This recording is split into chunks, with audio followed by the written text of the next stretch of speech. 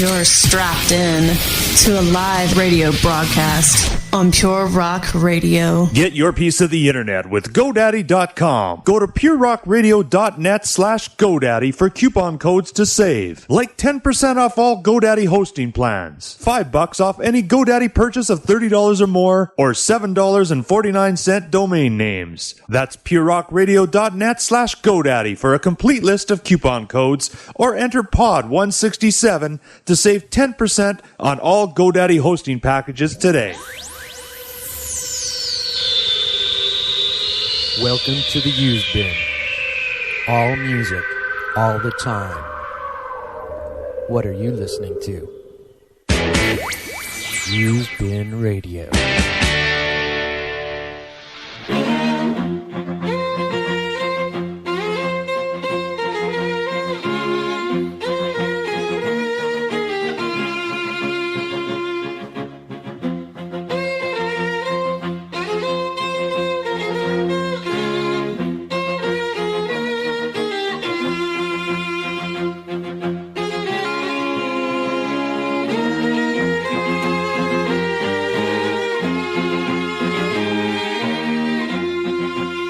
Yeah, it's going to be quite an evening. This is going to be a heavy night because, of course, we're going to be paying tribute to the hero, the legend, the man, the myth, Ronnie James Dio. It's a very sad day for metal. Very sad day, I got to tell you. Like I told you a little earlier, it's I just feel a little morose. Yeah. I just feel down. Indeed. So I'm hoping tonight is a chance to turn the corner a little bit and get it all out. So we're going to share some stories and share the music of Ronnie James Dio, everything from Elf and Rainbow to Sabbath to Dio and everything in between. And everything in between. We got lots of great guests lined up for you. Yeah, so to kind of bring this all together, we figured it would be a good idea tonight to go right to the people who knew Ronnie. And so we're going to be joined by a few people tonight. Mr. Gene Kirkland, iconic rock photographer. You've seen his work in all kinds of publications. We're going to have Mr. Lon Friend, former editor for Rip Magazine in a little while. Also the author of Life on Planet Rock. He's, I'm sure, going to have stories of Ronnie from back in the 80s. And also another iconic rock photographer, Glenn LaFerman, is going to join us a little later. You've seen Glenn's photos all over the Rainbow Bar and Grill and on album covers from the likes of Kiss and Stryper and Mr. Big and Alice Cooper and too many to mention. So we're going to be talking with them about their experience with Ronnie James Dio, and we would also like to hear from you this evening. If you want to get something off your chest, want to tell us what the music of Ronnie meant to you, give us a call. We're toll-free, 888-405-7440, or drop us an email at usebinradio@usebin.com. And, I guess you can check us out on Facebook if you don't remember any of those numbers, because they're all posted up there. I got to tell you, I wanted to, before we bring Gene on, talk for a minute about sort of where I was the night when I found out that he had passed and what happened for me. And what happened was, ironically, I got caught up in all the hoopla of the is he or isn't he dead. Right, and, right. I happened to be out to dinner with my wife and a couple of friends. We were at a very fancy restaurant because we're very fancy people. And we had come home, and I was checking the Used Bin Facebook page, and I saw, a post on there that it said RJD RIP. And I was, what the fuck is going on? Right. And, so I started looking around, and there was nothing official, and I emailed our buddy Sook. I said, dude, you got to help me out. And so, because I've seen many a Dio show with Sook. So together we're looking around and couldn't find anything, and it took probably 2 hours or so to where we found out that he wasn't dead. We saw the post on Blabbermouth that he hadn't passed, and that he wasn't doing well, but he hadn't passed. So it was sort of a sense of relief, although I do remember Ethan woke me up at about 4 a.m. crying. And before I actually grabbed him, or actually I should say before I told Leah to go grab him, I went and I looked on the internet real quick just to see if there was any updates. And fortunately I didn't see anything until I woke up on Sunday morning and heard the news. So it was... to say it's a tough pill to swallow is an understatement. I mean, I think for me, and you'll hear a lot of this tonight, I know, but for me, I think one of the biggest memories I have of music is seeing the Last in Line tour. And after I saw the Last in Line tour, I didn't miss a Dio show up until very, very recently when he was in L.A. And that's a lot of Dio shows that we saw, and that includes the Sabbath stuff and all that. Right. Joe, you and I have seen plenty of Dio shows together. In fact, we just saw him come out on stage a couple of weeks ago at the Revolver Golden God Awards. He accepted was it the vocalist of the year, metal vocalist of the year. And it's funny, he looked skinny, but I thought he looked good. He looked good. Yeah, I mean, this definitely caught me off guard, particularly because that night I remember we did some interviews on the black carpet, and we spoke to Rudy Sarzo, in fact, and asked him specifically about Ronnie's health, and he seemed to think, he was making a recovery. So it just goes to show you never really know what's going to happen. He was so upbeat about it. Remember, we said, so Rudy, and we were sort of like, so how's Ronnie doing? And he was like, oh man, he's doing great. You're going to see him tonight. He looks good. He's doing great. And it's just it's strange for me to think of music without him. Yeah, indeed. Well, I was at home, and this is kind of strange and ironic, but as I told you over the last couple of weeks, I've been in the process of sort of ripping my CDs to my computer and going alphabetically, and I was in the Bees last week. Right. And very strangely enough, Friday night, we didn't go out. We were hanging out Friday night, and I was ripping some Black Sabbath to my computer. And I, more than the studio albums, I was really dead set on getting all my bootlegs, illegal recordings onto my computer. And so I was ripping this show from the Heaven and Hell 1980, 81, 80 tour. And I was ripping this show. This was before they put out Live Evil or any of that, but the guy was just shredding. And so I was listening to that to Friday night, and then of course by Saturday night, Sunday morning, all of this was coming to fruition, and it was just it was quite a wake up call. Yeah. So I think we got a phone call. We got a phone call. Let's see what we got. Welcome to the Used-Bin. Who's this? Hello. Hello. Just kidding. All right. False alarm. Maybe they fell asleep. Yeah. So because we're so interesting. Yeah. So that's and animated and full of life and grace. Indeed. Look out. And so that's where I was.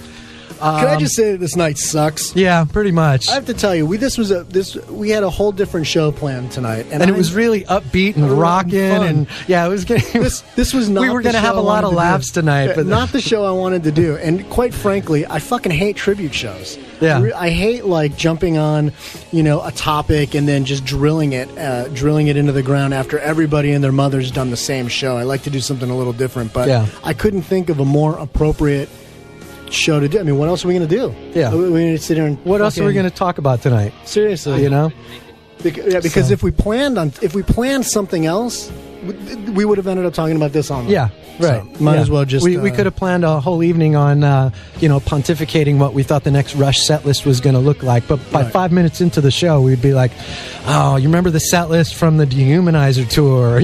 We would have gravitated to this anyway. So. We got a call? Let's see if Let's try this one more time. Well, welcome to the Used-Bin. Who's this? Hey guys, Snowy. Hi, Snowy. How are you, partner? I wish we were talking under better circumstances. Yeah, indeed. What are you up to tonight? Specifically, like I knew you. This is what you guys were going to be talking about, and so it's like I definitely have to tune in tonight. You guys make my night. Do your impression of him a lot. We can do that. Hit him real quick. Look out! You, right. Snowy White! Listen to me! Let me show you dragons and rainbows and thunder and fire! Look out! That's what I'm talking about.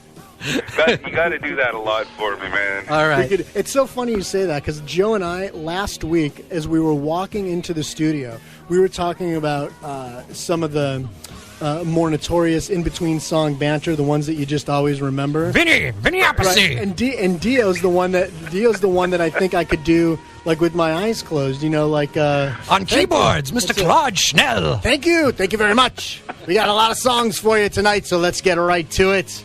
This one is called Heaven and Hell. I think we could do it all night if we really wanted to. We can. Oh, I hope so. We can. Yeah, good call. Where were you when you heard the news, Snowy? I was sitting right exactly where I am right now in front of the computer. I was putting together the final touches on. We were recording Radioactive Metal Sunday night, and then boom! It's like, holy shit! Yeah. Oh my God! I can't believe this happened. Unfortunately, we were too far into getting that episode because we record Sunday nights. We're too far into that we couldn't do a Dio tribute, but not Thursday, but the following Thursday, right here on Pure Rock Radio, we're going to be doing our Ronnie James Dio tribute. Very nice. On Radioactive Metal. Very nice. So you hear that. Everybody tune back in here on Thursday for Radioactive Metal, and you'll get another serious dose of Dio music, and you'll get Snowy and Dario's take on the tragic events, and it really is tragic. We're gonna miss this guy. And luckily, it's interesting. We were just looking over. We printed off of Wikipedia, our favorite source of research. We printed off his career discography, and it is just a mind-boggling list. Yeah, it's stupid. Amazing. Not only is it just a lengthy list that goes back, for years and years, but when you look at some of the iconic titles on this list, you're just like, jeez. The guy really was singularly defining the genre. Well, he defines legend. He really is. He's the real definition of a legend. Indeed. I can't begin to imagine what metal is going to be like without him. That's right. Yeah. All right, Snowy. Thank you for the call, Snowy White. Thank you. Snowy White, ladies and gentlemen. Keep up the good work, guys, and horns up for sure tonight. All right, up. Snowy. Talk to you soon, pal. Take care, guys. Bye-bye. Look out! It's Snowy White, ladies and gentlemen. Radioactive Metal, right here on Pure Rock Radio. And you too could give us a call if you want at 888-405-7440. That's toll free anywhere on the planet. We're picking up the tab. Right. You could also drop us an email at usebinradio@usebin.com. So like we said, we're talking Dio tonight. We've got some guests planned. In a little bit, we're going to bring up Mr. Gene Kirkland. We're also going to have Lon Friend in a little while. And later tonight, we're going to have photographer Glenn LaFurman. Before we do that, we just we got a couple of emails. Actually, we got a ton of emails. But we got one in particular that I wanted to share with you with some thoughts about Ronnie. And then I think Brad's got another tribute from a more well-known source. But this is from Chuck Spear, who listens to us out of Terre Haute, Indiana.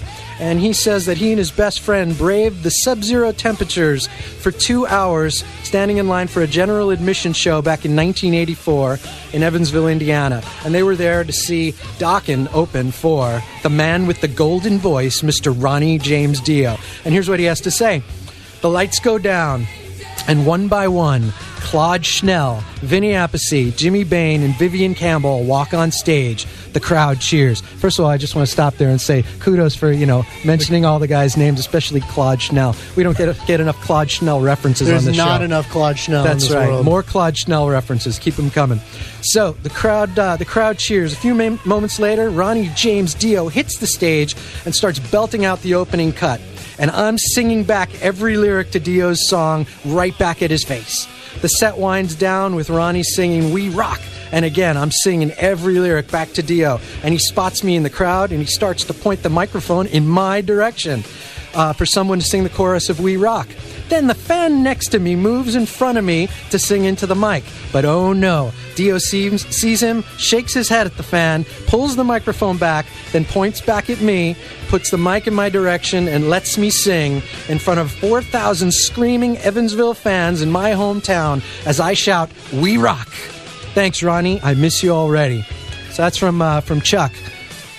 You got one too. Yeah, I actually I had a similar experience. I think every time I saw Dio and he would do Man on the Silver Mountain and he would go around the arena and point, "You're the man, you're the man, no, you're the man, you're the man, you're the man." I swear to God, he pointed at me every time. Well, Brad, I guarantee you. I don't know if you know this, but that's because you indeed are the man. Thank you. Okay. That's true, I have to admit. I got an email here from Lee Graham, who said, "No levity with this week's used bin email, boys. News of Ronnie James Dio's death hit me like a freight train.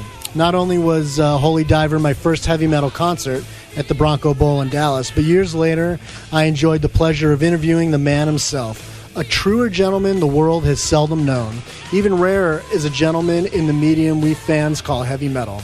A fantastic musician, even greater human being. Rest in peace, Ronnie. You will be missed." Yeah.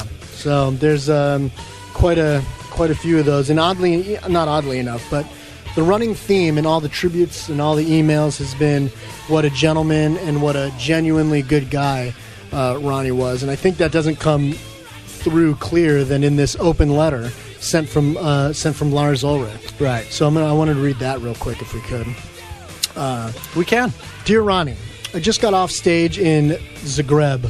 I don't know where the fuck that is. That could be like Sherman Oaks, as far as I know. Like, I don't know where that is. It's Van Nuys, I think. Yeah, I think it's near Tahunga. Yeah, I just got off stage in Zagreb.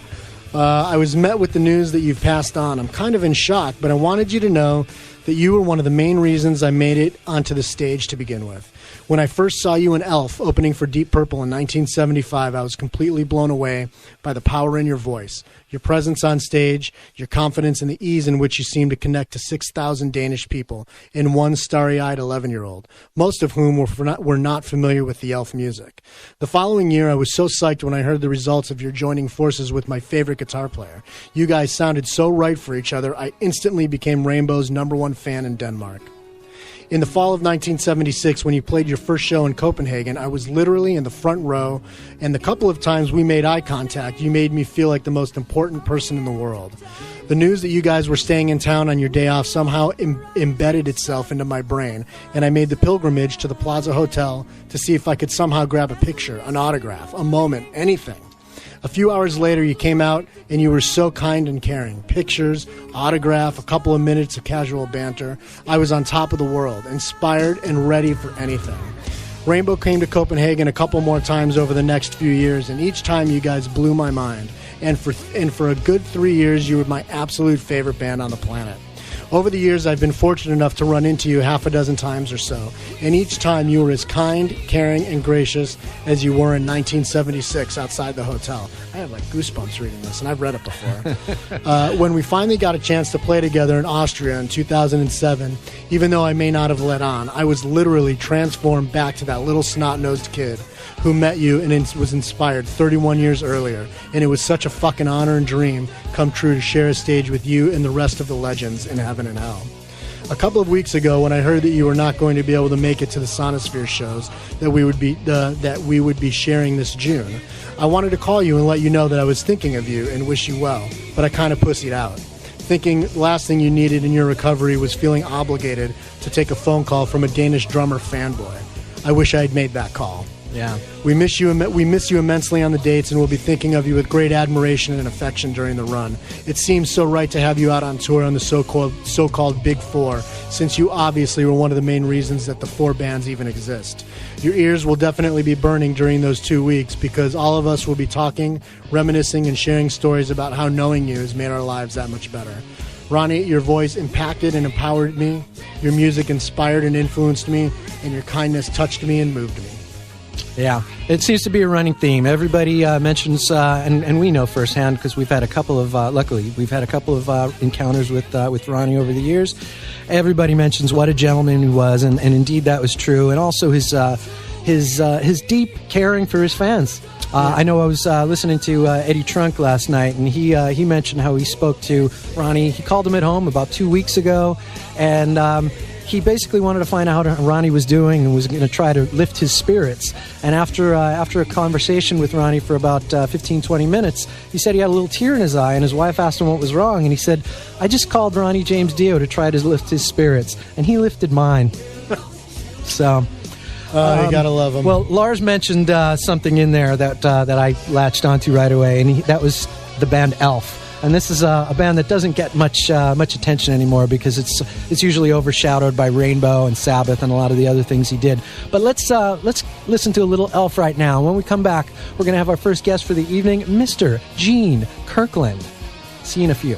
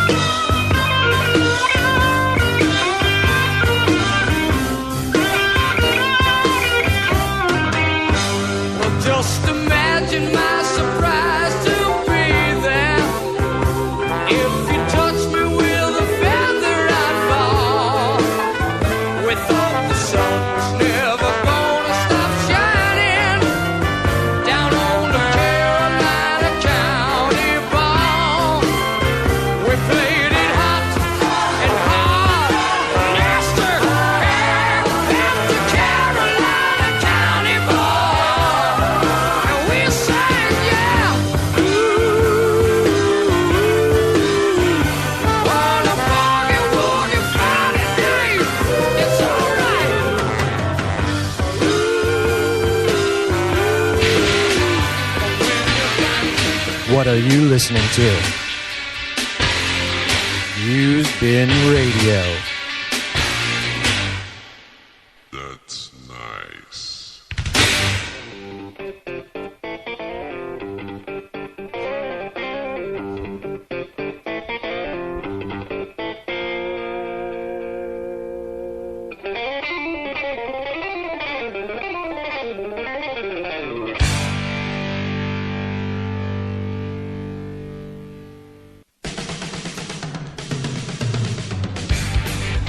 Welcome back to the Used Bin. Welcome back. So, tonight is the Dio show. It's the Dio tribute show here on Used Bin Radio. You're welcome to join us in the conversation. Toll free, 888-405-7440 or Used Bin Radio, usebin.com. You're welcome to email or call, whatever suits you. But now we are happy to be joined by photographer Gene Kirkland, who has such a fantastic relationship with Ronnie and some just priceless stories, I think. How are you, Gene? I'm good. How you guys doing? Doing good, but you have to talk right into that. Right, I have to get that close? Yeah. I didn't think I have to get so close to you. Well, we're going to kiss later. Oh, okay, it's man love. All right, man love. There you go. How's it going? How's it going, eh? Hey, take off. Okay. Wrong show. I knew it'd be a rush thing, but it only took 3 seconds for you to get in the rush. You guys are idiots. Yes, we are idiots. That's probably a good way to put it. So, Gino, how you doing, man? First, we should say happy birthday, buddy. Happy birthday, You pal. know what? This is where I want to be. For my birthday, talking about Ronnie, hanging with my friends, it couldn't get better. Oh. Okay. No, we got props. Oh. There's stuff going on. This place is wacky. They Hey, really have wacky stuff. Gino, for your birthday, we got you a donut, pal. Dude, save it for the way home, baby. You guys are awesome. Well, we're glad you're here. Oh, man. I am doing great, but inside I'm torn up like everybody else. I'm in shock. I'm just in shock. And Yeah, it caught us all off guard. That's obviously the reason we wanted to put this show together tonight and talk to people who knew him. Now, you've known Ronnie for a long, long time, and in fact, why don't you tell us how you first hooked up with Ronnie and how this long friendship began? I got to photograph the Mob Rules show because of the Outlaws. They were opening act. And I was working for a newspaper, Cerritos College newspaper. I snuck in a way of getting a photo pass. So I shot a few songs from Mob Rules. I saw the show. It was awesome. Yeah. And of course, what I do, I stuck around to the very end because I heard Ronnie comes out and says hi to fans. So on a misty early morning, about 1:30 in the morning, he came out in his black fur coat, signed some autographs, and signed my photo pass. I'm trying to get a visual of Ronnie Dio in a pimped out fur coat, and that's pretty cool. It was a Dude, black. I've seen those pictures. Dude, they're handsome. Dude, Handsome young man in that I fur. went to the mall 3 days later to try to get a mink coat. Couldn't afford it. Couldn't afford it. No way. I didn't have that much money to even look at one. So anyway, I looked at my photos. They pretty much sucked because I was nervous and all that shit. But there were some good ones. 3 weeks later, I went to see the Scorpions at Long Beach Arena. Scorpions on the Blackout Tour. So after the show, I saw Wendy and Ronnie hanging around, and they were just kind of just by themselves, but talking to Klaus and everything else. And I ran, not just sashayed, I ran right up to them. Right. And in some sort of gibberish said, I got the greatest photos. There's 2 really cool ones you ought to really see. How can I get them to? Blah, blah, blah. And just blurted out a bunch of crap. And he said, Wendy, give him your number. She had a business card. He says, he's doing a solo project. And for me to call. Yeah, right. Okay, Yeah, right. sure. Yeah, right. A Dio solo project, like that's going to sell, right? Yeah, no. And the card's going to be good, and the number's going to be good, and I'm just going to be like, well, whatever. They're just fucking with you. Yeah. So I called, and no, actually, I lost the phone number. So there was a guy I knew named David. His name was David Pigg, and he was the Mob Rules second or third sound engineer or something. Okay. And he gave me a phone number, and he said, "Don't ever say where you got this. Sorry, it's too late now." But It's out. He said, "This is Ronnie's home number," and I said, "You're kidding me." And he said, "This is Ronnie's home number."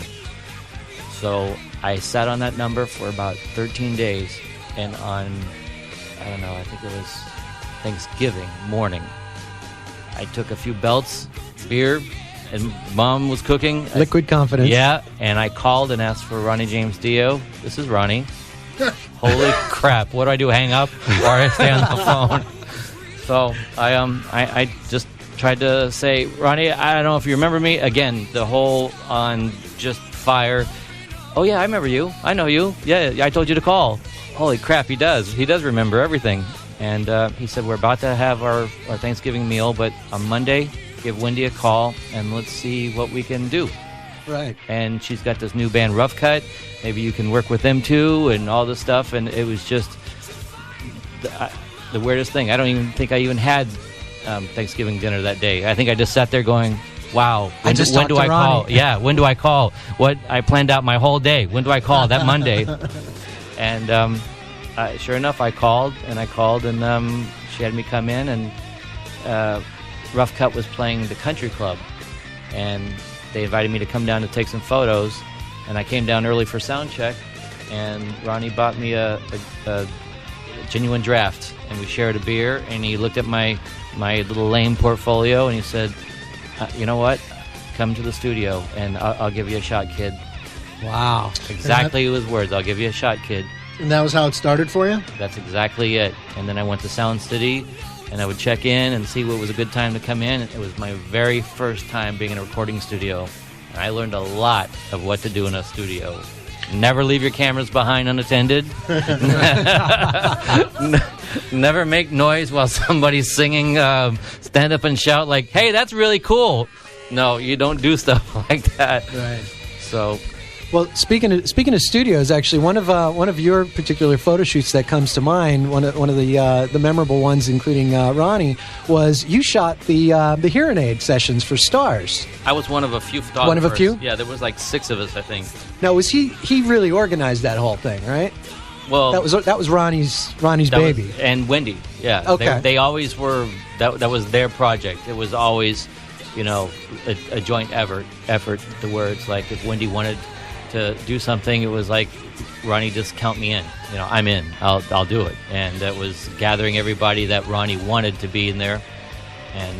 But he wrote and produced that and really did, like, as far as the orchestration, he was the guy. Oversaw everything. I mean, just made sure that everybody had what they needed. Right. If Jeff Tate needed, whatever anybody needed, it was there. Like if Paul Shortino needed a different cowboy hat that day. Yeah. I think I called in sick that day. I remember going to that show actually at Irvine Meadows. It was I guess it was a Dio show, but they brought as many of those people out who were in that session, and they did the song Stars, and Yngwie was probably an hour and a half late as usual, but oh, you're kidding. Yeah, I know, it's quite a shock. Well, they couldn't fit him in Irvine Meadows. He was so big at that time. But yeah, I remember being at that show, and I was just blown away about how he put this whole thing together. I mean, this little guy with the big voice and obviously the big heart. I was shocked. Everything. And you guys ordering pizza already? Yeah, well, obviously we're done with you. Oh. No, I'm just kidding. No, the funny thing about hey, who's this in the used bin? Sorry. Hello? Hello? Hello? Hello? Yes. Who do we got here? Hi, I just wanted to ask Gene a question. Sure. I wanted to know what was the last time he worked with Dio like. What was that like? What was the last time you worked with Ronnie? What was that like? The last time was probably rehearsal. It was rehearsal for the Heaven and Hell tour, which was was it last year? It was last year. They were rehearsing to go out, and that was the last time I had shot him, photographed him live, or seen him. The last time I physically saw him was at a Halloween party, but the last time I photographed him in a professional setting in a live show was for Heaven and Hell. Was this before his health took a turn for the worse, or was this? Oh yeah. He wasn't sick then, or he wasn't diagnosed then, or of that. Yeah, he was ready. So he was to rock. in good spirits and all into Heaven and Hell and good to go. This hit hard, fast. Right. Yeah. So it was a shock for everybody. I think he was more pissed about not being able to have a good curry and some beer is what he was really getting pissed about, and then couldn't figure that out. It's funny you mention that, because in reading through a lot of the quotes and the testimonials, and there's been a huge outpouring from the metal community. But I've seen that theme pop up more than a few times from like the likes of Glenn Hughes, and particularly the British contingent. They love their curry. They love their curry, but and they were all saying, "Yeah, I have these great memories of me and Ronnie going out for a midnight vindaloo." Oh, damn you! Yeah, it's. That's exactly what it is. As a matter of fact, Ronnie turned me on to me and my fiance to a great restaurant, and it's just I told Ronnie once he got better and he could eat, we would go. Wow. We should mention that although she doesn't have a mic and although she doesn't have headphones, she is in the room, and Gene's fiance is here as well. And I think Hi, fiance. Hi, fiance. I think it's fair to say that Ronnie was extremely close to you two because he was actually going to be involved in the upcoming nuptials. I asked Ronnie, and of course, when you ask Ronnie, he will give you a straight answer. He will give you an honest answer. If he can do something or not, he will tell you. But I asked Ronnie to be my best man, and he said yes. Yeah. You know, I wanted to ask you, Gene. There's like we talked about earlier, the common theme with everything with all these tributes that are come pouring in from everybody about Ronnie is what a gentleman he was and how humble he was and how he seemed to be above the fray of the genuine dickiness of the music business and and he wasn't affected. And was there ever a moment, like on a business level, where you said he obviously shot straight, right? Was there ever a moment where he was Ronnie the business guy and then he was Ronnie the guy? Or was he always He was just Ronnie, the dude of dudes. I mean, it was like you could see him on stage belting out heaven and hell and doing everything, and then taking your coat and hanging it up at his house and helping you lift something. He helped me lift my equipment. I'm going, dude, you just came off stage. Stop. And he would lift gear for me and help. It's like, you don't need to do that. I mean, Did you ever see him have a moment with somebody where he just snapped at him? Not, and I don't mean like I've seen where him he's have like rock star throwing moments, shit. of course. Yeah. Yeah, that usually happens when it's a sound guy or, Yeah. or something. Right. But, it's something like that. But I mean, it's he's the Well, most even tempered. I mean, it's just move on, make everything professional. He's very professional. Now, you mentioned one thing just now that made me I had something make me to say, think and of you a guys question. just went south on me, and I just forgot what it was. Well, you bastards. Whenever it comes, It will. you just blurt out whatever comes Are you to trying mind. to say that we actually went off course? Joe and I actually veered from the topic? Like we have, ADD meets That's a shock. OCD meets. like we have a course. Dude, we're just two bumbling schmucks trying to figure out our way through. Trust me. There's no rock and roll GPS tracking system in here, pal. Oh, jeez. No, here's what I was just thinking. You mentioned like the concept and the visual just came to my head of being in Ronnie's house and him hanging up your coat. So take us behind the wizard's curtain, if you will, and I've always imagined like going to Ronnie's house would be like going to There like is a this, suit of armor. this medieval It's- castle with swords. No, and, it's a suit and of armor moat. right there. When you open the door, if you want to know that, That's it's like brilliant. Yeah, it's he's just a class act, and No, it's like there's no moat or drawbridge or anything like that. we're working on no, but you know what? He just it's just a fine, I mean, you'd expect him to be Ronnie and live where Ronnie would live, and it's like he's not going to be at the Oakwoods. He's not going to live in Sherman Oaks. He is exactly who he was. Yeah, I mean, he was Ronnie Dio to the very fullest. Right. I mean, just wow. Any idea, just back to like, he was doing Heaven and Hell, which, was Sabbath, right? And he was in Sabbath 3 different times. He went back. Why was that? Like what Actually, I happened? don't know. I was actually hanging out with this little band called Guns N' Roses. Sorry, so who? There was, Guns N' Roses. Wait, it rings a bell. Yeah, a while ago. Vaguely. You just need a little patience, pal. Is that what it is? You're just one bad apple. Dude, listen, this is a Chinese democracy. And, oh, no, that's an Axl album. All right. Let's keep it to the fun section. No, I don't know when they went back and forth to rejoining or not, but all I know is that somebody mentioned the Bronco Bowl, and it was like when I was shooting Dio's solo stuff, I'm like, fucking Dio's playing a bowling alley. I've seen it all now, and of course I go into Spinal Tap mode. Right. But there was no bowling alley. This was a fucking rock show. Right. I mean, he rocked whatever bowling alley it was. Everybody, when he played, he gave it his all. 10 people or 10,000, he gave it. Yeah. Well, I'm telling you, I've seen Dio, let's see, everywhere from Long Beach Arena and Irvine Meadows in California to the House of Blues and the Ventura Theater. and probably everywhere in between. The Universal Amphitheater at some points, the Forum. I mean, all those venues, and you're right. It's 110% all the time. It's, he's the little man with the big voice, and that guy could put out a fucking forest fire. We always said it. It was just unbelievable. Yeah. The shot. I'm sure everybody is feeling the same way in some sort, but it's shock. I mean, sometimes I don't see an artist for a long time because I'm doing other things. They're doing other things. They go on tours. Sometimes, there was a while where I didn't see Ronnie maybe for 4 or 5 years. Mm-hmm. And then we just pick up where we left off, And have a curry. Or talk Slapshot, That's right. What's that all about? Yeah, what was that all about? He made me watch, well, he didn't make me, but my first tour on the Holy Diver Tour, I was on the bus.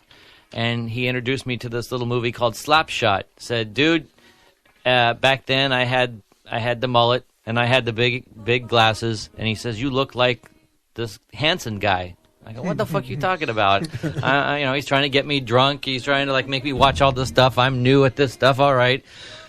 So I watched this movie, and from then on, a couple of times he says, I don't want to see you photographing me in the pit unless you have tape on your glasses and a hockey stick. So I would have to find jerseys to wear, hockey jerseys. I put the foil on if you know Slapshot, you'll know what I'm talking about. I had to wear the foil.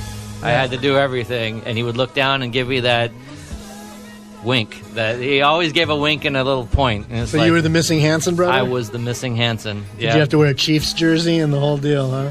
You know what? I love it. It's funny. I made him laugh, and he just told me, just gave the old fuck off. Because he just couldn't stop laughing. So it's like, okay, enough of this. He was a big sports fan, wasn't he? Yes. I know he was a big baseball fan. You know what? He liked the Yankees guy, right? And dude, even shooting pool. I remember being at his house where I couldn't leave until I at least beat him in pool, and finally let me win at 4:30 in the morning because he felt sorry for me. Was he real competitive like that? Yeah, like that. Really? Yeah. Yeah. Really? Yeah. He likes to play, and he was he likes to win. Yeah, and he's good. He's good at it.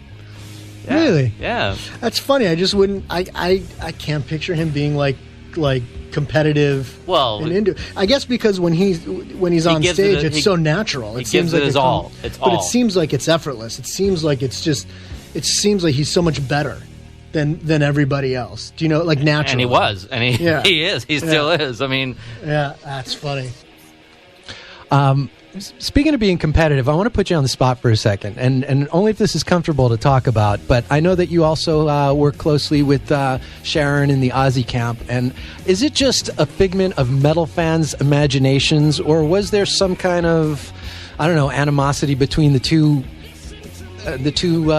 most recognizable singers for that band? I never, ever heard Ronnie say anything bad about Ozzy or anything on that side whatsoever. He just always said, you know what, good luck, good on you, good for him. So there was never nothing that... Nothing. Ronnie wasn't a guy that just, What about on the other side? I don't know. Good diplomatic answer. I don't know. Any idea, has there been any, because we haven't seen many quotes from him, but has there been any word on what Ozzy's or Sharon's reaction was to the news?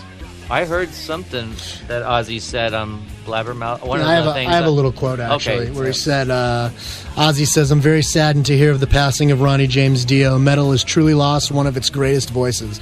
My heart goes out to his family and his many fans. Love and respect. Yeah. I don't know. You want my opinion? Okay, I'm going to give it to you. It just sounds hollow to me, and maybe it's because in my head for all these years I've had that perception, that vision of a feud between them, and just I'm reading some of the most eloquent things from the most unlikely sources. These beautiful tributes coming in, and that's about the best Ozzy and Sharon could put together, huh? But whatever. I guess it is what it is. I mean, I don't know. It's fucking hollow, if you ask me. Well, nobody asked you, so leave it alone. No, I can't help myself. For whatever, I just can't help myself. I stick my foot in my mouth half the time, but I don't know. It's annoying. I want to shift gears for just a second. But I did happen to... Yeah. Okay, shift no, the gears. No, go ahead. No, it just come to me that I remember asking Ozzy, about Ronnie, about the albums of Heaven and Hell and Mob Rules, because, I mean, it's just like, those are two just awesome records. And I asked him, which one do you like better or perform? Right. Mob Rules was his favorite, he told me, Is that because right? it was better produced and heavier and darker. Yeah, I can believe that. Yeah. I've always been Plus, curious. it's got my favorite song on there of all time. Which one? Sign of the Southern Cross? No. Which one? But it's a good slow dance song, isn't it? Country Girl? Falling off the edge of the world. Falling off the Dude, that one, I will cry like a baby right now if that was on there. Very nice. Yeah, that's Well, it's in the mix, so it's coming. It's coming. Give me some tissue. So obviously, not just Dio, but your whole photography career goes way back. And I wanted to shift gears for just a second, and this actually is going someplace. So bear with me for just a second here. Wake me up when you're finished. Yeah, I will. I will. But I wanted to share with you, brother man, and all our listeners that. Mr. Kirkland and I have a long, illustrious history ourselves. And in fact, the first night that he and I were in the same room together was 28 years ago, almost to the day, where we had just come from the Santa Monica Civic to go see Asia on their debut tour, where they were doing an in-store autograph signing after the show at Licorice Pizza in Santa Monica, where we would wait in line. And the funny thing about this is, you had a couple of hundred progressive rock fans who had just come from the Asia show. And of course, all of us had already purchased and owned the Asia album, in advance of the show. So everybody got down there, everybody was lined up. And the awkward thing was they were ready to start signing stuff, but nobody back then wanted to fork over the $3.99 to buy the album again. Right. So what all these fans started doing, myself included, was we were all ripping down those 12 by 12 promotional posters with the Asia logo so that they would sign those. You were looting the place like we were totally looting the place. So anyway, in honor of your birthday, I have a present for you. Get out of here. Oh my gosh. Dude. Oh my gosh. Look at dude. Oh. You fuckers. Now I'm really going to cry. I remember that. It's a 28-year-old 12 by 12 Asia promotional item from the Licorice Pizza Santa Monica in-store signing. Feeling good, Lewis. looking good, Billy Ray. Feeling good, Lewis. Oh my God. So happy birthday to you, partner. We're delighted you could be down here to join us tonight. We'll be making out later. I'll kiss you later. All right. Hey, listen, before we get Lon on the line, I want Oh crap! No, I'm not done yet. Whoa! Wow! Give the fucking guy a birthday present and let him go, huh? Well, no. Jeez. No, I'm just fucking with you. We just got an email from Snow. He said, "Hey guys, Ronnie was a Slapshot fan. Fucking A, more evidence of his coolness." And then he says, "By the way, Gene's voice is identical to my city mayor's voice." I'm just saying. Okay. He's from Canada. You never see the mayor of... Horns up, baby. Where is Snowy? In Toronto? No. Smaller town in Canada. Where are you from, Snowy? Send me an email. Yeah. We don't remember where you're from. Because you never see Gene and that guy in the same room at the same time, unless they're at an Asia signing. I do have a really cool story when you're ready. Yeah, go ahead. When we were doing the major big photo for Hearing Aid and getting everybody on the sound stage and getting the big shot done. Right. It took like a bunch of photographers to help light it and do all this stuff, and everybody got their chance to do a photo. Mm-hmm. So when it was my turn, I was just nervous, shaking. Everybody was doing them. I mean, you got Halford, you got Ted Nugent, you got Chris Holmes. Chris Holmes, but Jeff Tate, everybody. And so what I said was, could the guy in the black move a little bit to the left? Everybody was wearing black, except for Frankie Bonelli, who wore a suit that would look like a test pattern. And he goes, "You're not talking about me. I know that for sure." so it was just had to be there because I couldn't remember who I was talking to. And Ronnie goes, "Fuck off. Just take the picture." That's funny. All right, what do you say we play a tune? Let's play a little tune. I'm gonna play something. A lot of the other shows these days have been playing a lot of the obvious Ronnie stuff. It's all good stuff, but I wanted to go a little deeper and play something that you don't hear too often. This is a little something that not many people remember. He sang on a Kerry Livgren album called A.D. Kerry Livgren used to be in Kansas, and this is a song called "To Live for the King." Check this out.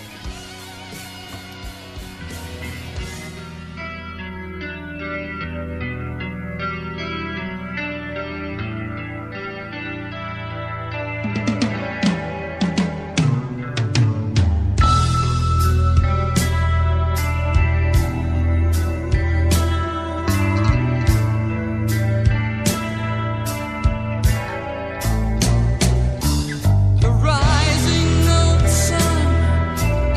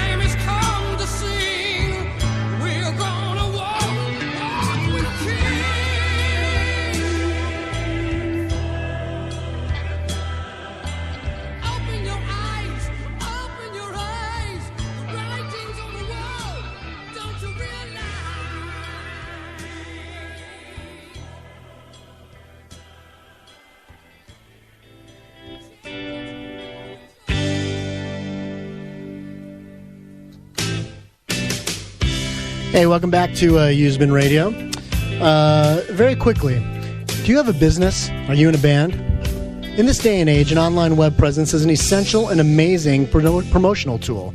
Every good business and every legendary rock band needs a web page, for God's sakes. Yes. For pennies a day, you too can have your own website. Bono Hey, and you too can have their own website? God bless him. Okay. Well, he is a website. I'm just saying. Thanks to our partnership with GoDaddy.com, we can offer you great savings on hosting and all tools you need to get started. Great savings! For a complete list of coupon codes we offer at Pure Rock Radio. Coupon codes! PureRockRadio.net/ Not Axel! GoDaddy. For example, by entering coupon code POD167 at the time of purchase, you can save 10% on 10%. all web hosting packages. Web hosting packages. GoDaddy offers lots of free tools for building your site, so even if you have no experience, it's all there to get you going. But if you got a lot of experience, we want to hear from you too. By using the code POD167 or any of the codes at PureRockRadio.net/ Not Axel. GoDaddy, you support this show and the station that carries it. Help keep our show on the air and get yourself a cool website for cheaper than anywhere else. By going to PureRockRadio.net/ Not Axel. GoDaddy, you'll see the coupon codes anytime you need them. Yeah, what he said.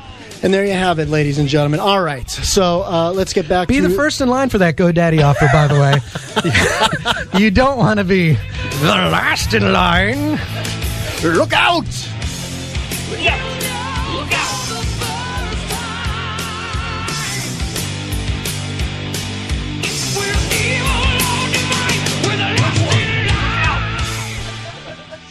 All right, back to business. We are happy to have on the line with us Mr. Lon Friend. Welcome back to the Used Bin, buddy. How are you? Hello, Bradley. Hey, Joe. How are you, partner? Good. You got Joe there, don't you? Oh, yeah. Here I am, in all my glory. He's not the last in line. And we also got Gene Kirkland in the studio. Say hi to Gino. Hey, Gino. Lon, buddy, how are you? Okay, my brother. Yeah. You guys have a lot of history too. Yeah. Going all the way back to the Rip days. This is the infamous, if you will, Lon Friend, and you can check out his book Life on Planet Rock and all that he's into. But tonight we want to know, sir, where were you when you heard the news about Ronnie? Well, I was having dinner and I got a Facebook message that said that it's all over the web that Ronnie had passed, and I should say something because I have a lot of people that follow what I'm doing on the statuses. I really am kind of removed from the day-to-day. I just like to be rather poetic, and Ronnie, to me, is a poetic individual. I've known him for 23 years. So rather than immediately post something, I texted Gene, as a matter of fact, and then I texted a couple other people, and they said, that's not true. He hasn't passed yet. He's fighting for his life. And I said, well, this is poetic, because that little giant of a man would be fighting for his life. That's what he would be doing. And I then as the information came out, I mean, my Facebook page went crazy. And by like 3 o'clock in the morning, it was Wendy putting something up on Blabbermouth. He's not passed yet. So in the morning, then I sort of went, I guess you could say that I did some pre-morning or prayer for him that night, because I felt like he was about to depart us. And then I tried to just exchange some words with my people and put it out there that this man was more than a man. He was like a mythological creature, yet at the same time the most human rock star I have ever known in my long and winding career. Amen.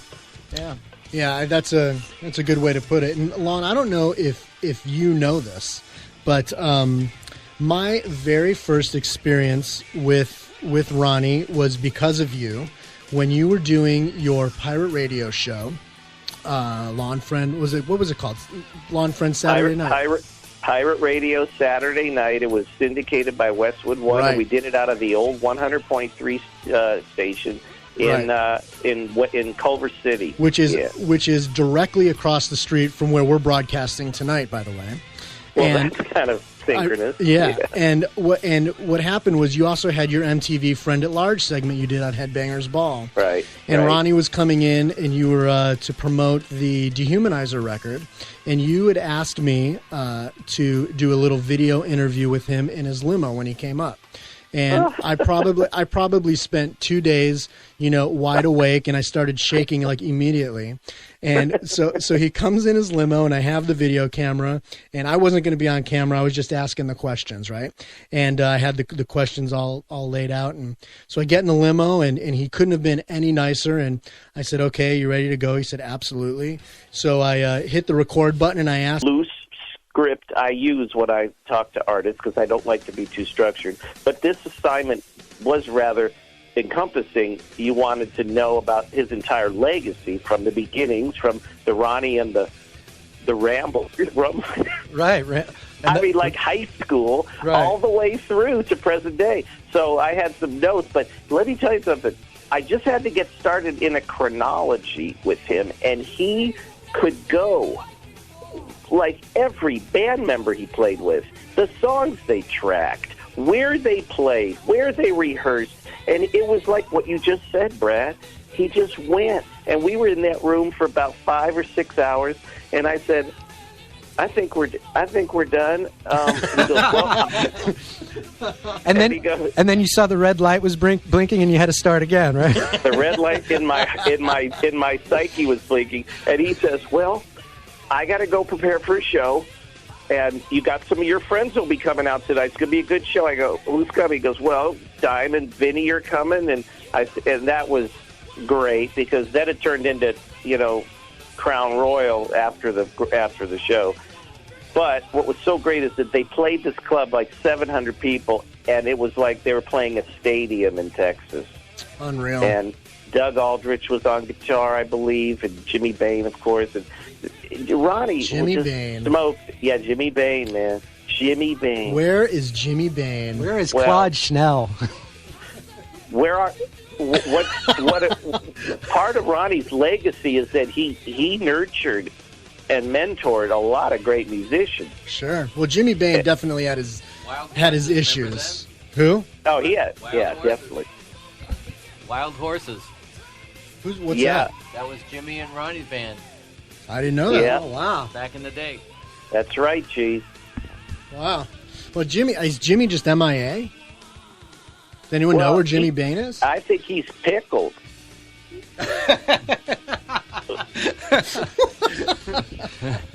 Jimmy's red light is blinking. Oh, man. Or a dim. Wow. Okay, that's enough of that. Yeah. So much for that. Sorry, Lon. So you were saying? Well, that was great. And you know what's really weird, Brad, is that I'm in Dallas, Texas, and the next morning after the show is the 39th anniversary of the assassination of President John F. Kennedy. And I'm 5 blocks, the hotel is 5 blocks from the grassy knoll and the Dealey Plaza. So I ended up spending the afternoon down the next day witnessing all these odd tourists come to pay homage to that moment in history. And there I was with Ronnie James Dio. And by the way, it was the last time I saw Dime because we were out till like 3 o'clock in the morning at their club, the Clubhouse. Right. That that poker room that they own in Texas, and it's just odd because 2 years, almost to the day, 2 years later, Dime was taken out. Right.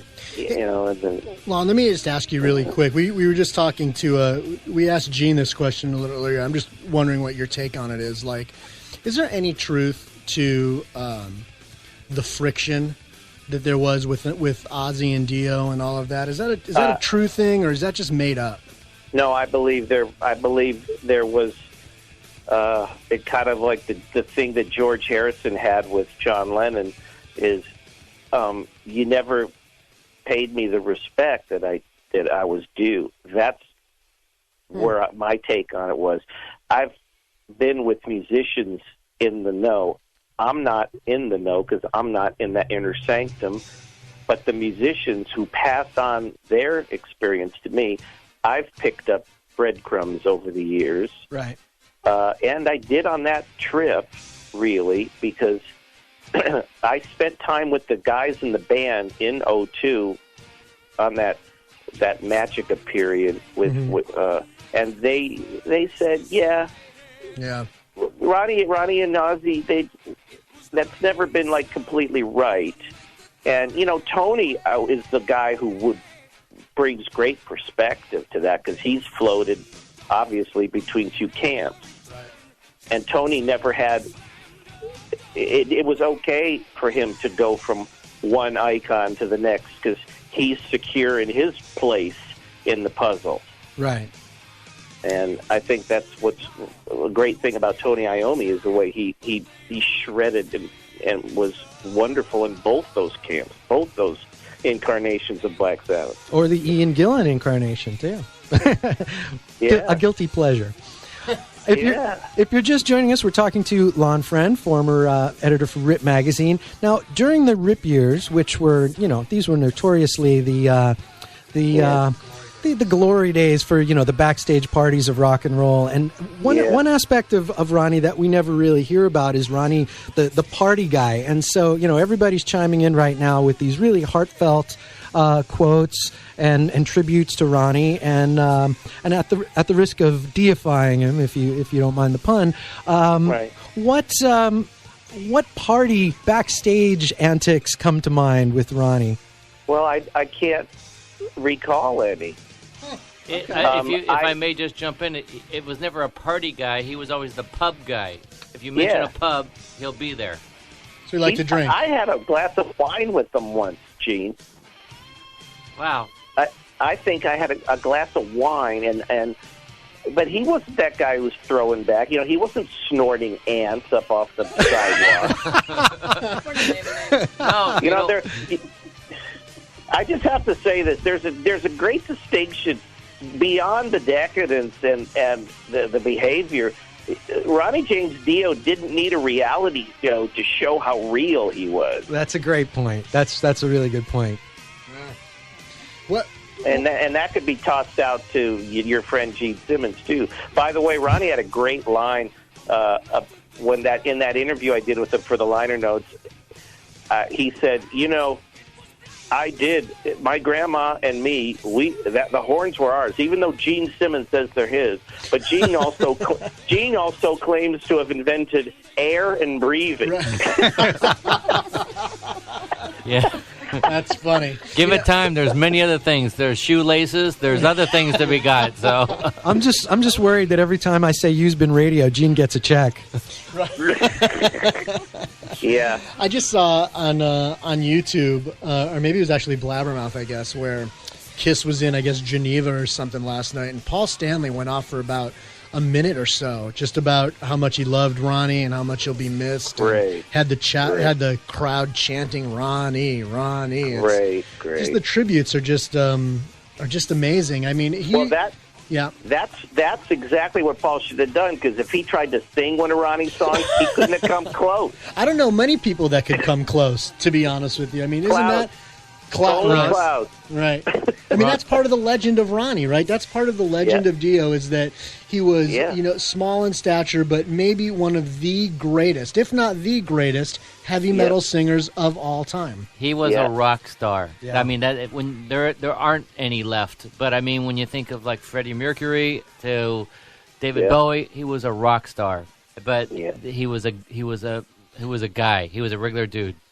Yeah, Lon, just one more, just to wrap up that story about the pirate radio show and that afternoon there, that evening there. A couple weeks later was Foundation's Forum, if you remember, and and Ronnie was on a panel, and you tapped me on the shoulder and you said, "Why don't you go get Ronnie and walk him over to the panel?" And so I walked over there, and there's no way he obviously remembered me, because he'd been doing press nonstop for Dehumanizer, and so why would he remember me, the jackass that fucked up the camera, right? But he, sure enough, man, I walked in the room. He remembered my name. He gave me a big hug. We chatted about baseball, and it amazes me that there's not a bad word said about this guy in a business full of backstabbing and fuck you-edness. There was none of that with him. He was a prince in the land of few gentlemen. There's a quote right there. I like that. That's pretty appropriate. Nice. You were somebody wrote me on my Facebook page that they can't believe that cancer got Ronnie Dio. He thought he was eaten by a dragon. If only. Although if that were the case, he would have fought it off with his broadsword. That's true. All right, Lon. Thanks, man, for calling in and sharing some stories. We're gonna bring you. We're gonna get you in here in maybe a few weeks or so, and we'll tell some stories and not try to be sad about it, because obviously we've been shedding tears this whole time, right? Hey, Brad, if I could say tomorrow evening I'm going to be doing a book signing in L.A. If I could say that. Absolutely. Where at? You just did twice. The Aqua. I'll be at the Aqua Lounge, 424 Beverly in Beverly Hills at Happen and Harry's Wednesday night thing. Awesome, and you'll be doing a book signing there, so you come and say hi. Bringing a bunch of Planet Rocks down, and there'll be some good folks, and there'll be some good music. There's this band called Duda Did It from Croatia that are going to be playing, and they got a hot chick lead singer. Oh, well, then we'll be there. Always inspired to come out and see a woman who could deliver the metal. Yeah. That's right. Why not? It's so few and far between. It's very true.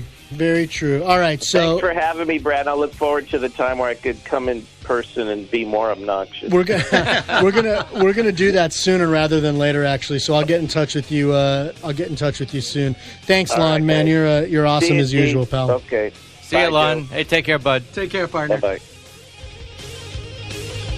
Good times. Mr. Lon Friend. You know, if I didn't know you as well as I do from that conversation, what I would have learned is that Lon knows everybody, and that you were his roadie in the 80s.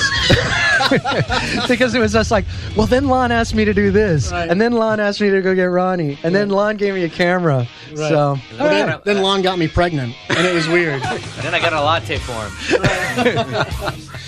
I'll tell you something. That is one of those moments that I tell that story a lot. I've told it on the show before, but it's just one of those moments for me that I will never, ever, ever, ever forget. It is truly embedded in my brain of the moment where I met the rock star who wasn't the rock star. He was just the guy, and he made me feel so okay with being, with feeling inferior and all of that stuff that went along with it. He made me feel better. It's crazy. Gotcha.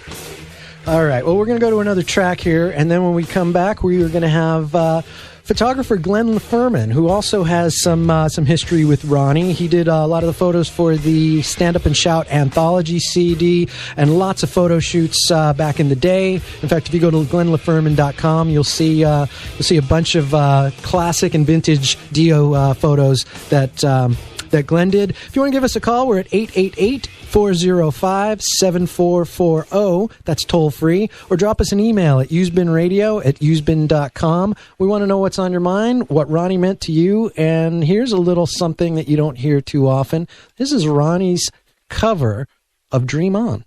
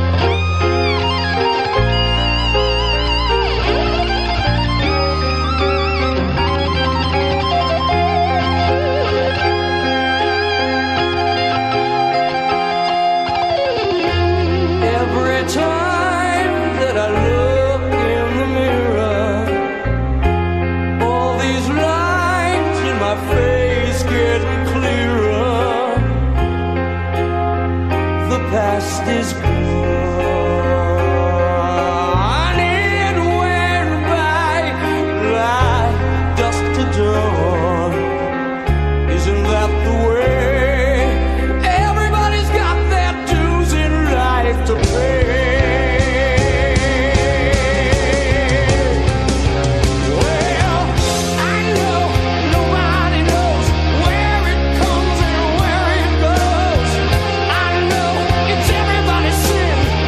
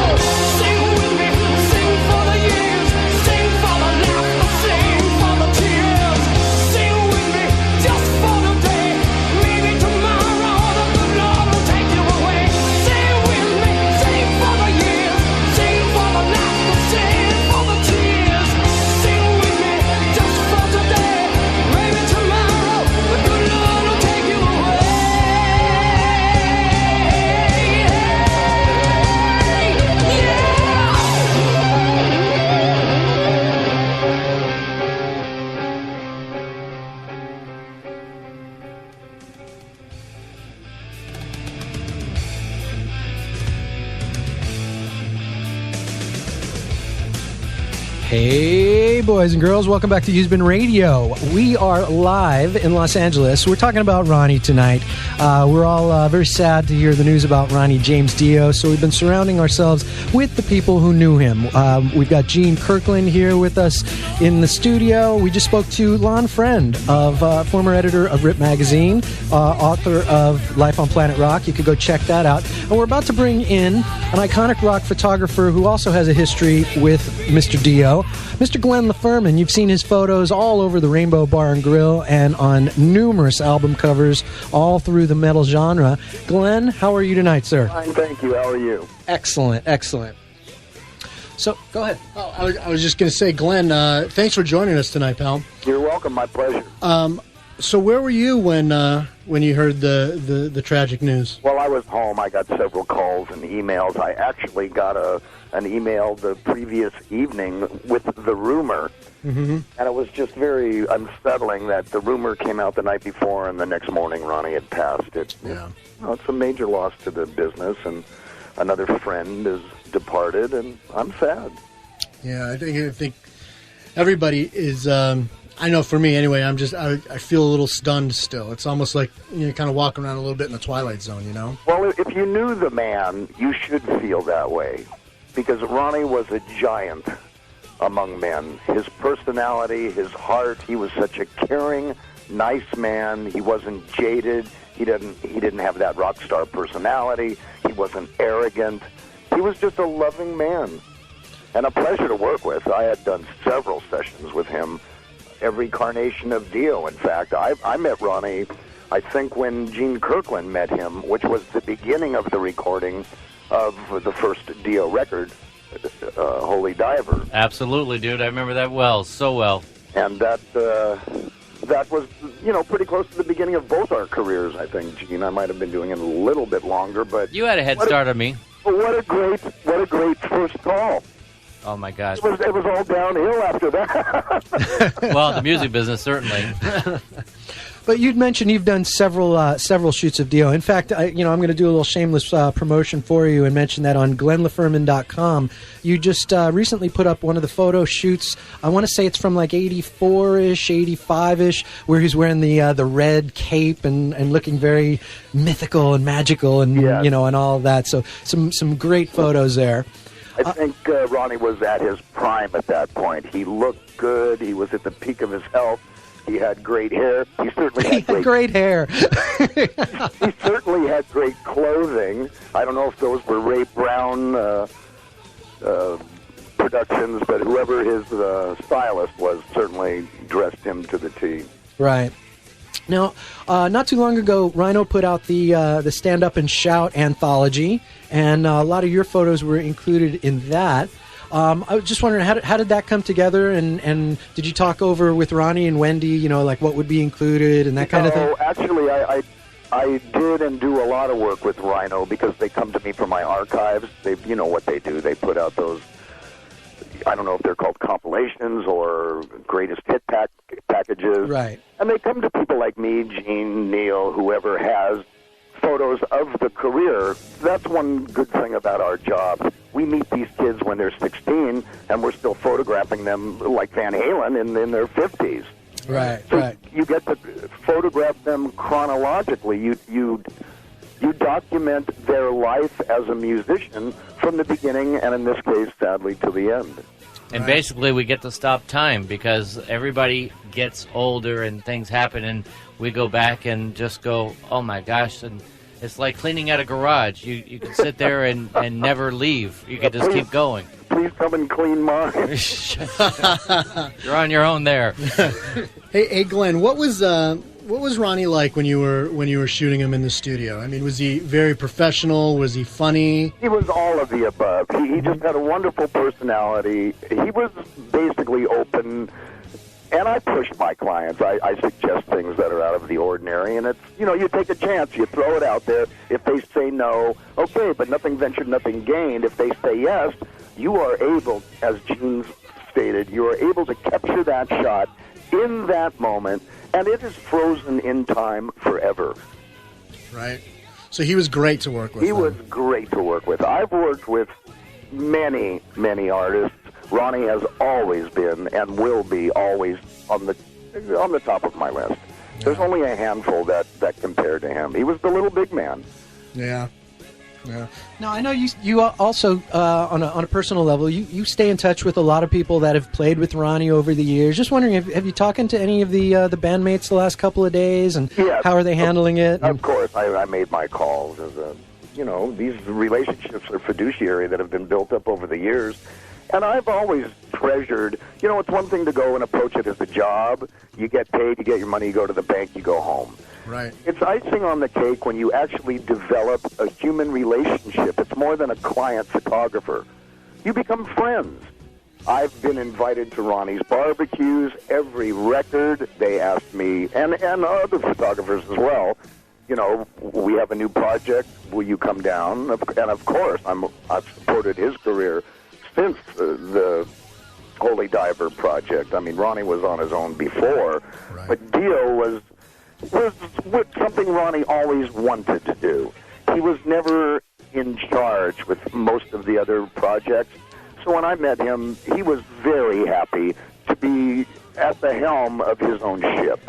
Right. Absolutely. And apparently, Richie wasn't that good to him.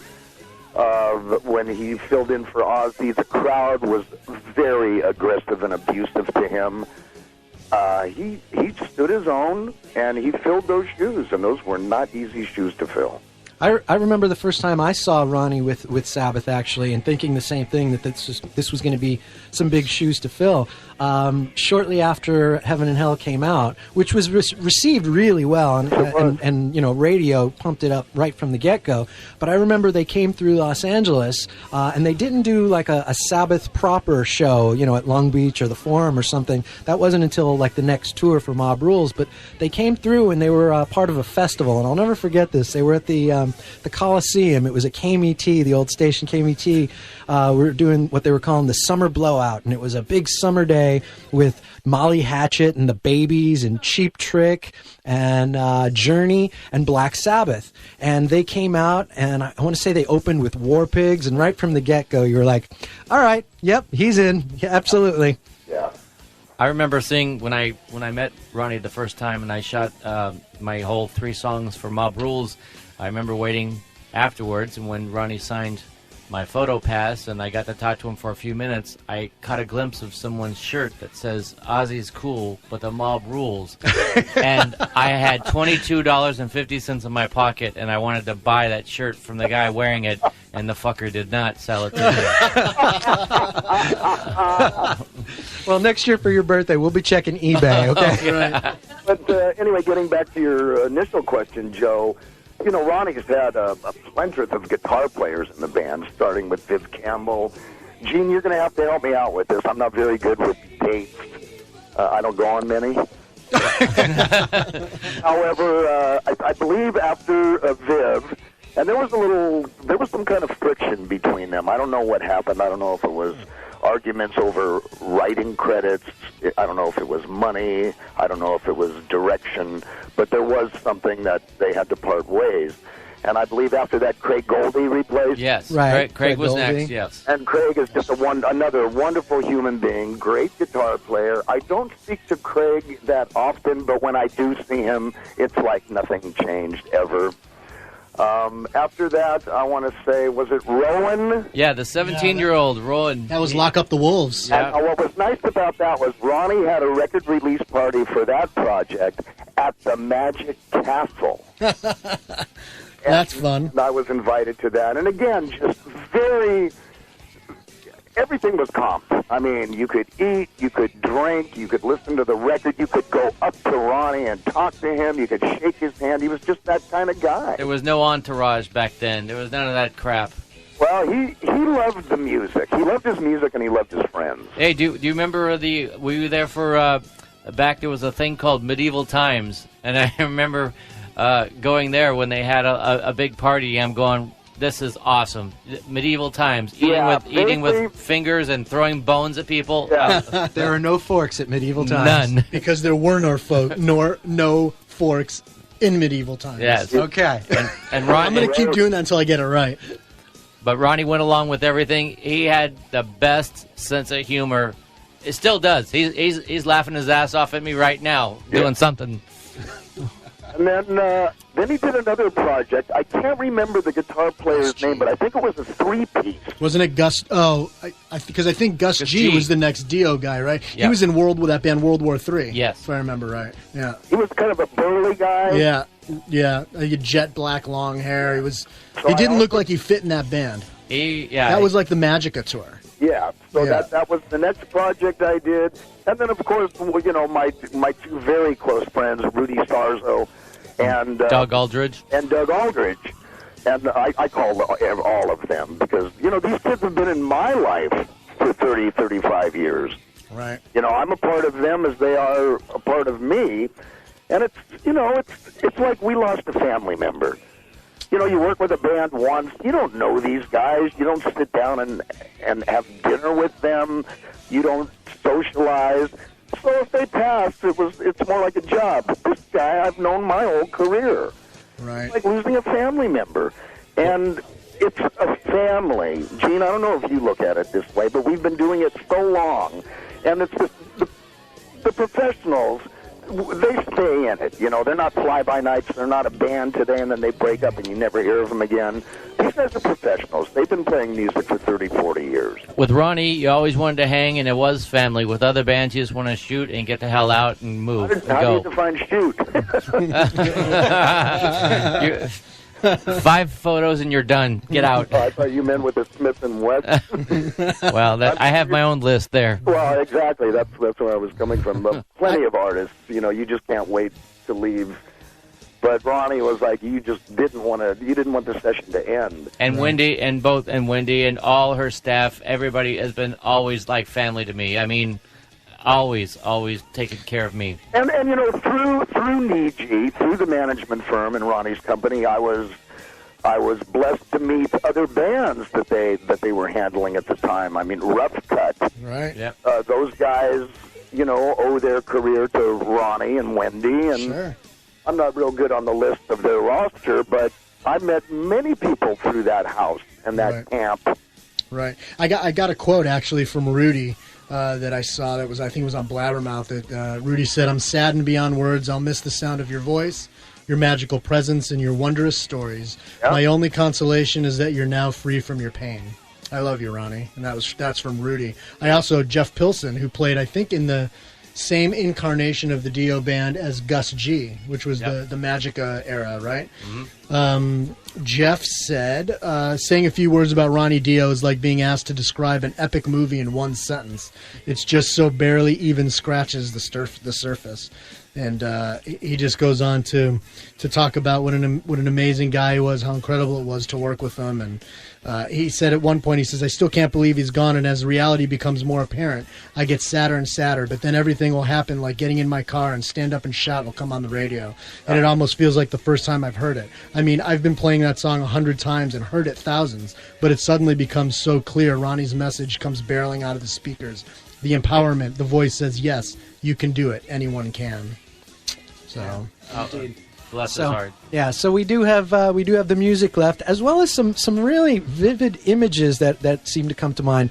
Of course, all of the classic album covers of his, and there was that controversy. Maybe you could shed some light on this, Gene or Glenn. The Dio logo. I remember there was always this controversy how if you turned it upside down, it said devil. Yeah. I'm sure that was just a coincidence, but I'm not so sure. You're not so sure? Okay. All I know is Murray. Everybody had their own mascot, and everything, and it's like when I learned his name was Murray, it's like Murray. I didn't know that. Murray, that's his mascot. Like Maiden's Eddie. Yes, Dio's was Murray, of course. So you get to know. It's like it killed me. Know that. That's funny. There you go. I didn't know that. So lads, I do have a confession to make. Yeah.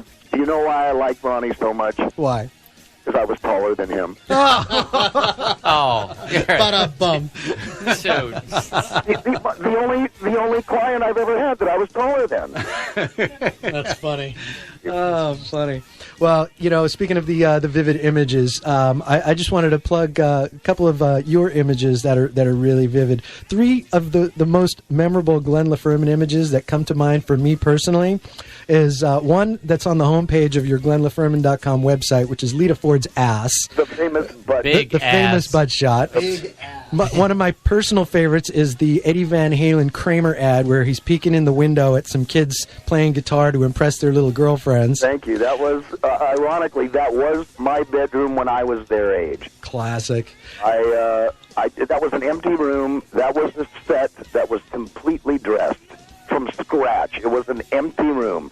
Everything in that room was a prop strategically placed, and it emulated my room when I still lived at home. Yeah, and all of our young rooms, I'm sure, when we were at our parents'. I remember going to KMET and KLOS and asking the customer service, I can't remember the name of the person, but for all those bumper stickers. Oh, of course. And we plastered them all over the closet, and there were how to play guitar books.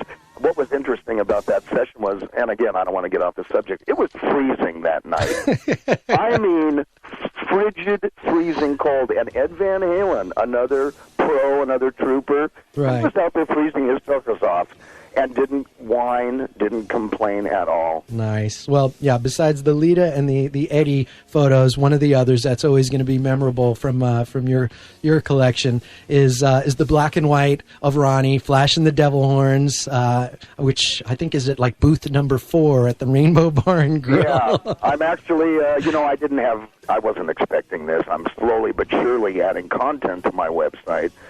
And Ronnie, I actually had the color up, when I found out that he was diagnosed with stomach cancer, and I said, I got to get him up, So I have the color up now. I do not have any band shots yet, and I have no black and white, but I've scanned the black and white, so they'll be up relatively soon, and then I have to go back and edit the band shots. I mean, Gene, you remember Claude Schnell? Oh, Claude Schnell. Who doesn't? Claude Schnell's like the password. No, I called him Chewbacca. We should have a buzzer go off in here and like flashing lights anytime somebody mentions Claude Schnell, because that's big. It's like the Pee Wee Herman show. Claude was another interesting character that was added, after the fact, and I thought he was quite the compliment at the time. The new kid, he's been with them for a while. I think he came from Warrant, the new keyboard player in Dio, but he's not new. Scott Warren. Yeah, Scott, that's his name. Gotcha. All right. But I do want to say something interesting once, because I had asked Ronnie, I said, you're so small. How in the hell? You don't beat around the bush, do you? How in the hell do you have a set of pipes? How can you belt those notes out? You have the lungs of an 11-year-old. An 11-year-old. And you know what he told me? What? He used to play trumpet. Horns. Trumpet. He used to play trumpet and the French horn, to be exact.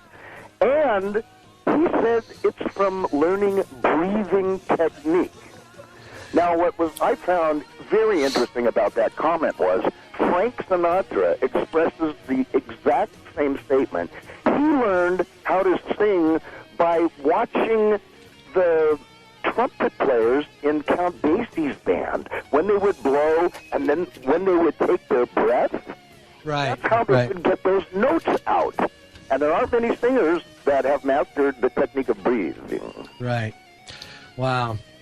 Well, it's funny you mention that, because in a minute we're gonna go to one of those early Dio tracks when he was crooning in sort of a Frank Sinatra style. So we're going to hear that breathing technique. But we want to thank you so much for joining us. Obviously, it's a kind of a down night, so it's nice to talk to people who knew Ronnie. I want to add one thing in Sure, closing. please. This was another classic line from him. Okay. When he had first joined Deep Purple, Richie said, I want you. Well, Ronnie was in a band with all his childhood friends at the time that he had known his whole life.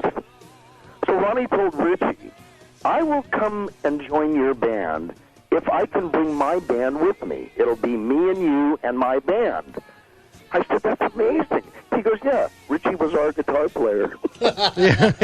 Yeah, the first Rainbow album had a lot of the original Elf members. Exactly. Yeah, so Man on the Silver Mountain was sort of Elf meets Blackmore. Yes, that's exactly. That's why I wanted to, in closing, but his statement was amazing. It was like, I wasn't his singer. He was our guitar player. Beautiful. All right, guys, have a good night. Thanks so much, Glenn. Thank you, Glenn. Thanks for calling. Gene, good talking to you on the internet line here. We'll see you soon. Call me soon. All right, I love you guys. Good night. Good night, All right, Glenn. take care. So Dio and his breathing techniques from when he was a Sinatra-esque crooner. This is something you don't get to hear too often. This is The Way of Love.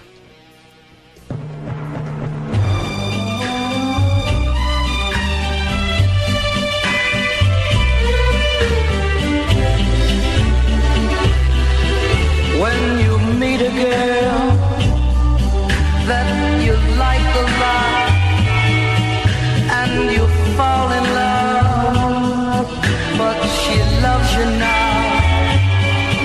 If a flame should start as you hold her near, better keep your heart out of danger, dear. For the way of love is a way of war, and the day may come when you see her go.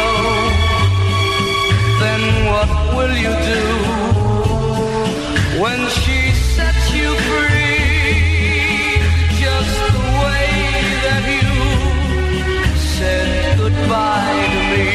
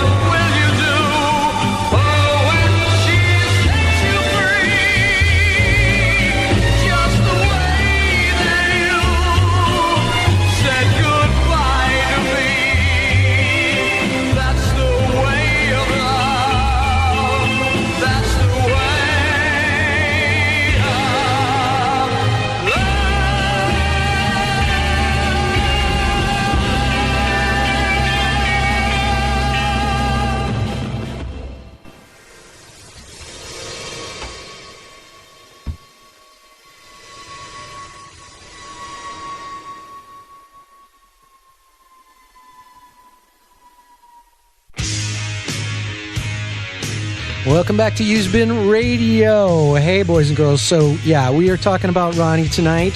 We've had the privilege of having Gene Kirkland in the studio with us. Happy birthday again, Gino. Yay. We spoke to Lon Friend a little earlier. We just spoke with Mr. Glenn LaFerman. Again, you can check out his photos at glennlaferman.com or the Rainbow Bar and Grill. And that was a little Ronnie from, 1958 or 59 or something like that with The Way of Love. We don't talk about that. Quite a switch from what we're listening to now. He certainly an iconic performer, and what a legacy. A lot to talk about tonight. And we just got an email. Yes, I do have an email. And by the way, the phone lines are open, so we're not bringing on any more guests. So if you want to call in, toll free 888-405-7440, and we'll be happy to hear all your Dio stories. But I did get this email from someone who Joe knows very well. Her name is Kim, and the email says, I worked with him at Rhino and was lucky enough to be his PR person for his Best Of anthology. He was amazing. Came in my office and we sat and talked for a couple of hours. Loved that my first real concert was him for the Last in Line tour, where my English teacher met me, and then on Monday, when we wore our t-shirts, she was on suspension for 30 days. That's pretty funny. We went to a long lunch with a bunch of the Rhino staff, and he sat next to me and told hysterical stories about growing up, the doo-wop era. He was the funniest guy with a great talent for storytelling and making you feel like you were the only person in the room. Kim Esland. That's a great email. I could not agree with you more about that. He just makes you feel like you're the only one that matters. It's an amazing talent to have, for sure. A lot of people have been asking, if there's something they can do, for the cause to sort of make a contribution or a donation in Ronnie's name. And as it turns out, I believe Wendy is the one who Wendy Dio set up what's being called the Ronnie James Dio Stand Up and Shout Cancer Fund. So if you are of the mind and would like to make a donation, you can send those donations, once again, to the RJD Stand Up and Shout Cancer Fund. And this is at 12400 Ventura Boulevard, number 624 in Studio City, California, 91604. Ronnie James Dio, ladies and gentlemen. Yes, I will. That'll be posted up on the Facebook page before the night's out. So if you missed that and you couldn't write it down, you can go to the Used Bin Radio Facebook page and we'll put that up there for you. Yeah. If there's anybody who wants to give us a call, you still got about 10-15 minutes if you want to chime in on the conversation. While we're here with Gino, I wanted to ask, when was the last time that you shot Ronnie? I photographed Ronnie and actually the band last October like 14th. I want to say about that. He was getting ready to go on tour in Europe. Okay. And Wendy called and said we need a new press photo and we need a new, press band photo, everything to go to Europe. And I did a great shoot. It was fun. First time I had shot Ronnie in a long time, and we had a great afternoon. Everybody was having a great time, and that was the last time because 2 weeks later he wasn't feeling very well and started to get the news that he wasn't feeling well at all. So that was like November when that news started circulating, I think, that he wasn't doing well. After I did the photo shoot in October, again, back, it was Halloween when we all got together for a party Wendy invited us to. Let me interrupt. What is a Halloween party with Ronnie James Dio like? I have photos, and you have to see them to believe them, but it's him and Geezer together. There's a photo that is just beyond words. It's funny. It's good times. You'll see. I'll have to see them. But good times. Good times. But I again, after a couple of beers, I asked him, would you be my best man? Would you honor me and be my best man? I've known you the longest of any person outside of my family, my own family. And he absolutely said yes. And I'm just, to me, he's always my best man. He's always going to be my best man. Always. Well, and so that was, what I'm trying to say is, he gave me a great start, him and Wendy, and that was my last shoot with him. And right now I'm just kind of in a full circle, kind of what do I do next thing. Yeah, I was just going to say that, like when a family member dies, you have like pictures. Thank God with Ronnie, like you get to hear him constantly. Like you're going to get to hear his music forever. You know what I mean? And it's not just the photos, but his music will live forever. And he's like, I think like Kim said, he tells such great stories in his music. And thank God at least we get that. For me anyway, I had to, it's part of the cathartic deal to listen to the music, to go through the process. And I was just, Joe and I were talking about some different shows that we were at and some of the different Dio shows. And in fact, Joe and I were at a show in Ventura on the Magica tour where it was just sort of, for me anyway, the older you get, the less you really need to be at the very front of a pit or at the very front of the floor, unless of course you're in, hold on just a second here. Dominoes. Dominoes. Can I get you that? So unless of course you're shooting it like you were, but Joe and I just were in that mood, and with our friends Sook and Stone, we were in that mood, and we went right to the front of the floor and put our hands on the railing. You know what I mean? And stood there all night in like a fucking war. White knuckled it for 2 hours. Yeah, and literally it was a war. Just the whole Ventura Theater was like at our backs. You know what I mean? I remember that theater. Yeah, but it was great. And like Sook just sent me a text message saying something about we dropped our pogs because we all had Pogs for some reason that night. And in the middle of the war, we dropped the Pogs. But it was just one of those moments. Like, I'll never forget those kinds of moments with Ronnie. You know? So all I can say is I have not cried. I have not been so painfully torn up over a family member. I mean, I haven't seen my grandmother in 28 years, and when she passed, it was like, oh, you know, I know she's in heaven, but you know what? I have not been this torn up ever. So the last time you saw her was at the Asia in-store sign? Actually, she was there. Let's see who's on the line. Hey, welcome to the Used Bin. Who's this? Hey, this is Chris. How you guys doing? How are you, partner? Hey, guys.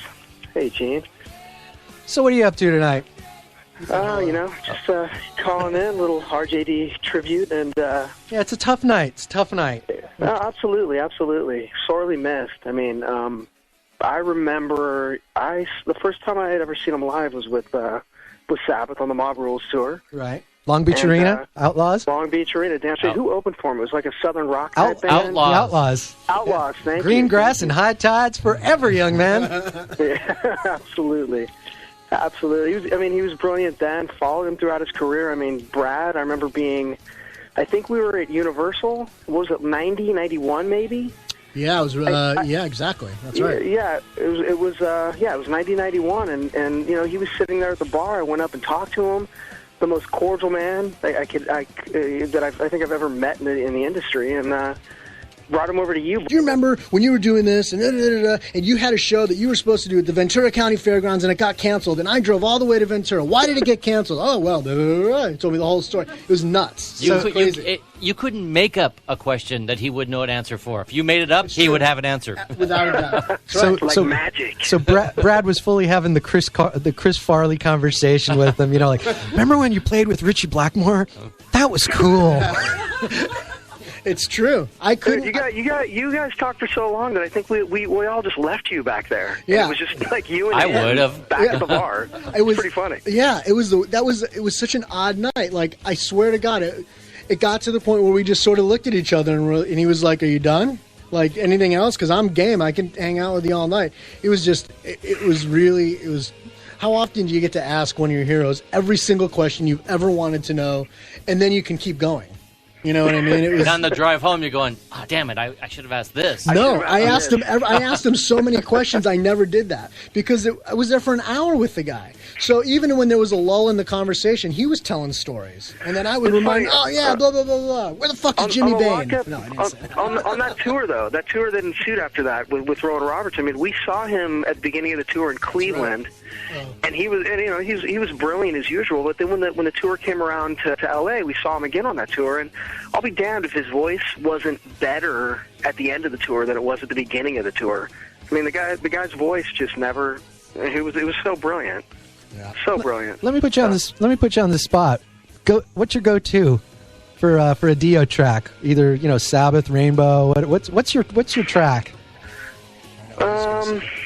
Yeah, I still love "Sign of the Southern Cross." Yeah, I'm kind of. I don't know why. Kind of with you. It nails me. It always nails me. So. I'm kind of with you there. That's a classic. I like that. I would go if I'm like in Sabbath mode. I go either.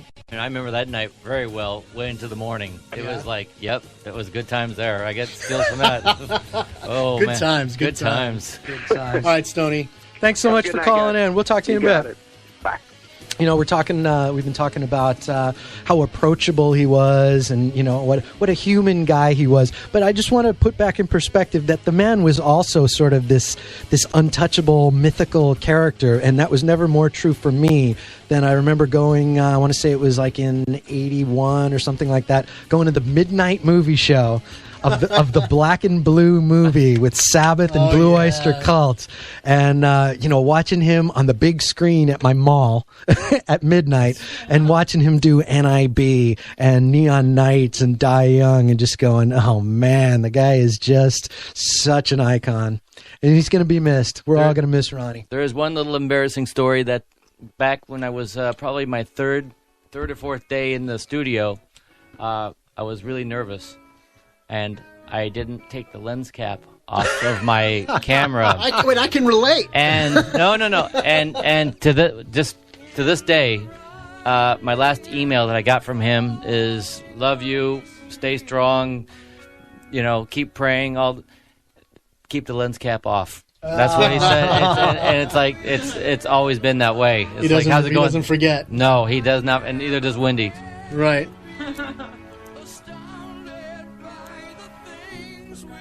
You ready? Yeah. I guess what I'm trying to say is we got to wrap this thing up. But isn't it ironic that this came up? Indeed. Right.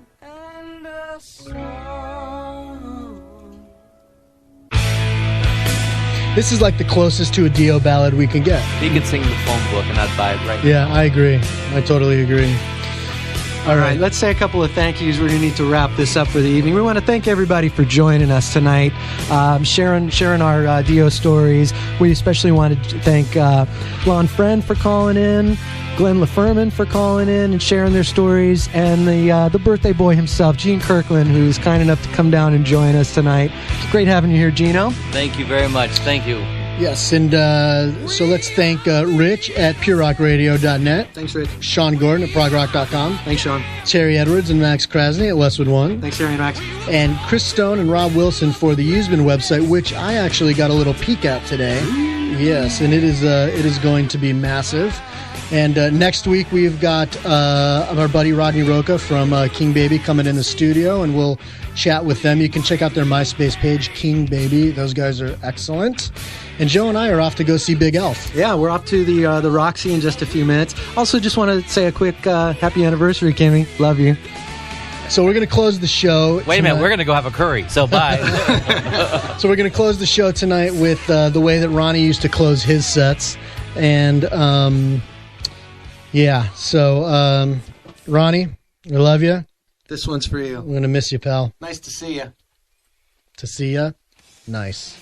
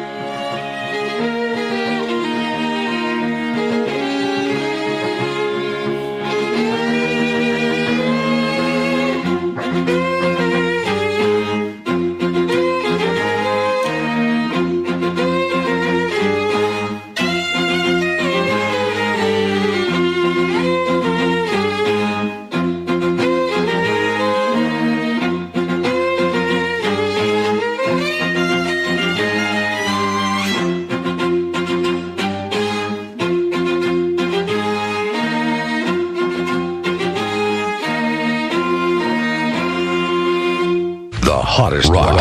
Pure Rock Radio. Quiet, numbskulls, I'm broadcasting. You're listening to a live internet broadcast on Pure Rock Radio. At PureRockRadio.net.